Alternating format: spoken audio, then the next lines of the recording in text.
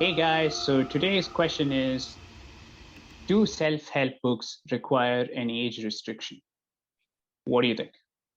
Let's hear it. Yeah, it needs a age restriction because you know uh, there is actually evidence that shows that when people get read self-help books at the start when they first read them, they sort of notice a lot more things that are sort of like just like wrong about the world that they're living in and everything about how the world is biased against them, and they have all those feelings.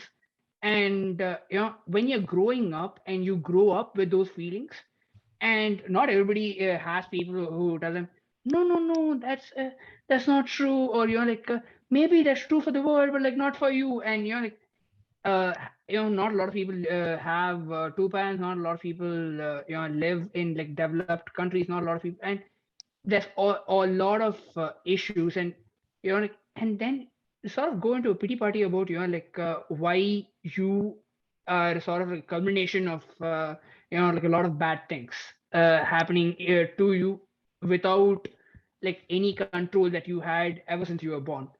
And that is the sort of thing that you shouldn't learn, or you shouldn't like look into until you reach a certain age. You reach a maturity where you see it, and then you look about, like, you don't say so mean. You don't say that. You're like, no, like, so how do we like tackle this? What do we do about this? Like, how do I get what I want? And you think about it in those ways. And then you're like, when you're reading a self-help book, you'll be like, okay, where is the solution? I get the problem, man. Like, I'm there. And like, so you need to have like a mentality to it. And especially like if a kid is reading it, and let's say a self-help book has like some terrible ideas, and let's say it's like an old book, so maybe they had good ideas then, but they were like timely ideas that don't stand right now. How's the kid going to know? So we definitely need to have certain age restrictions, and that can even be, say, like above 5 years or so, like and above 18 years, depending on what the self-help book is about. And you don't want to give a 5-year-old kid a self-help book. Come on, let the kid have some innocence. Let the kid live their life. In what world are kids aged 4.5 clamoring to read self-help books? I'm not saying like they shouldn't even have the option. See, I'm gonna point out a different thing, right? The concept of self-help is self-improvement. What are things that you'd like to improve in your life? And I feel like those are things that are covered even in children's books. The concept of self-help, or the concept of doing things well, or here's ways to go about it well, like it's good to share, it's good not to yell at people. Like it's more like teaching them values more than self-help, but that idea of do things well and do them right is instilled from like even a young age. Even children's books have that concept. So that's why I'm saying, maybe don't think of it as the standard self-help book of the world is against me, I hear you, here's what we can do together now. Maybe it's not that kind of format, but the idea of self-help is instilled in the conversations people have with each other. Children's books, you read what the protagonist does when they're going through struggles, right? You read fiction more as a kid. So those books already have ideas of self-help in them. So in that regard, I don't think it necessarily needs an age restriction. And it's just think of it more as a concept. Maybe the way we structure self-help in self-help books seems a bit intrusive, might feel like it's pushing ideas onto people before they've had a chance to live and try it. And in that sense, I get where you're coming from. Actually, kids don't need to read that. Let them experience life on their own first and then figure it out from there.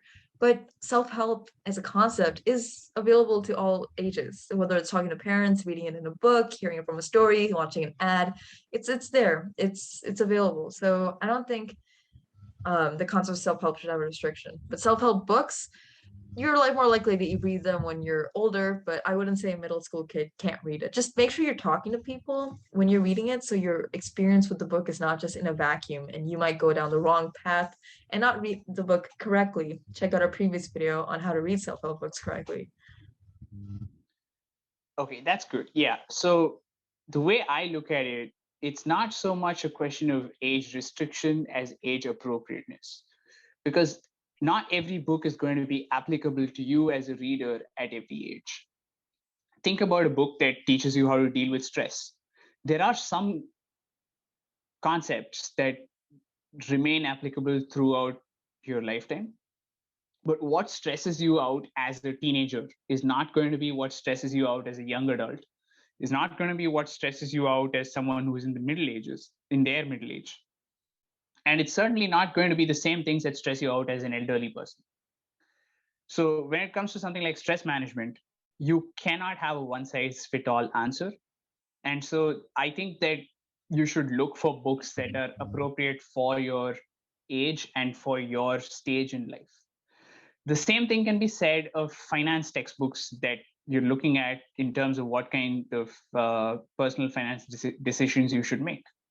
The amount of risk you're able to take at any given stage in your life, what your financial goals are, and things like that, that always makes a difference as to what is a good financial path for you to take.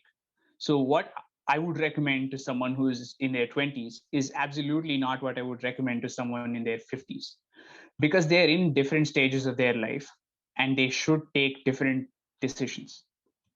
So I think that it's a question of appropriateness. I don't think it's like it should be restricted as such.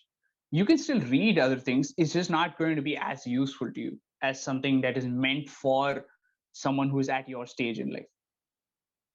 I can see where you guys are coming from, but it's a sort of thing where if there's a right way to do and a wrong way to do, I think this like kids shouldn't be imposed at such an early age, and that's sort of where I'm coming from. And plus, there's also the like collectivism versus individualism, and sometimes you might be reading books from a different culture that like you might like not understand, or you might think it should be how it should be in your household, and all those things, and that could also like create conflicts when you're really young, because when you're really young and you're reading a self-help book, you probably do like fall into the trap of agreeing with everything that they say, and that's an issue. And so that we have talked about why it can be toxic, and that's why as kids, maybe the age restriction doesn't have to be like a really high age, but there should be restrictions. Okay, so speaking of things that we learn as children, are religious texts self-help books? Ooh. This is a question for another day.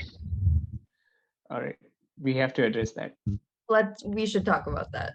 Let's do it tomorrow. See you then. Oh, you're still here? Well, thanks for getting to the end of the video. Hey, while you're still here, make sure to like, comment, subscribe, and hit the notification bell to get new updates when we post videos. Also, make sure to check out these equally exciting videos as well.